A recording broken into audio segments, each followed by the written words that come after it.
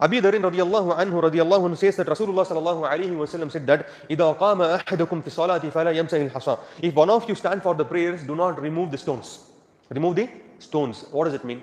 Ulama rahimahumullah, they said that removing the stones or pebbles or any kind of dirt from their face. Nowadays we have carpets nowadays.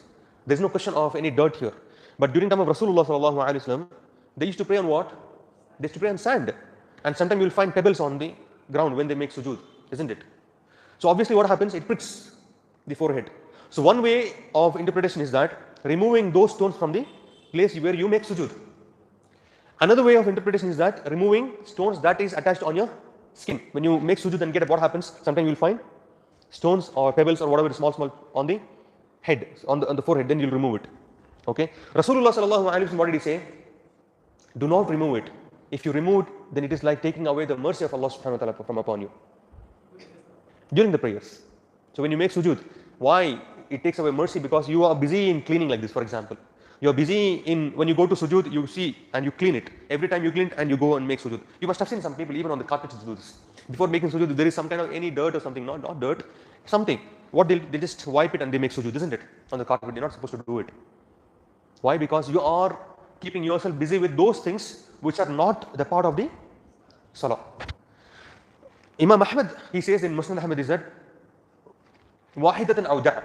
Once is it allowed or leave it. Once it is allowed. For example, you went make sujood and you got up, once it is allowed. Once it is allowed. So in that case, no problem. But you keep doing it, keep moving your head, keep moving and keep cleaning yourself. Sometimes what happens? The salah will become invalid.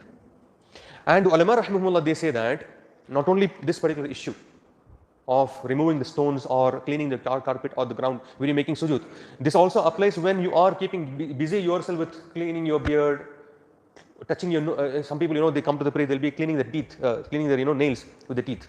Some of them, they'll be looking at the skin, they'll be doing this. Somebody, they'll be like scratching here and there, and they'll be keeping busy themselves looking here and there. These things will invalidate the prayers when it is continuous from the beginning to the end. But if you're doing on and off here and there, that's fine. But the reward of the salah will be reduced. So here, this is something valid, isn't it? What is valid? Removing the stone is something valid. So what are the exceptional cases that you are allowed to remove the stone? For example, if that particular stone is big and it is going to hurt you, in that case you can just move it. You can just remove it.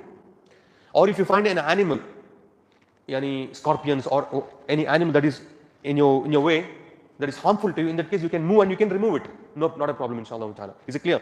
But otherwise, going to for example, sometimes we go to the park. We go to the park and we don't have masajid inside the park, isn't it? So we have to pray. What will you do? You pray on the ground. So whenever you go and make sujood, get up and you keep wiping it, no, this takes away the mercy of Allah subhanahu wa ta'ala. We got to be very careful about this. Ulama rahimahullah, they say that the same thing applies when you are on the day of Jum'ah. You can't play with the stones on the carpets or on the ground or on the thread. Sometimes you'll find thread on the carpet, just removing it. Khutbah is going on. So what happens? Jum'ah will be valid, but the reward of the Jum'ah will be reduced. Is it clear? So we should not keep ourselves busy with other than that is in the part of the prayer, except those exceptional cases. Why? Because khushu is something very, very important. Khushu is something very, very important.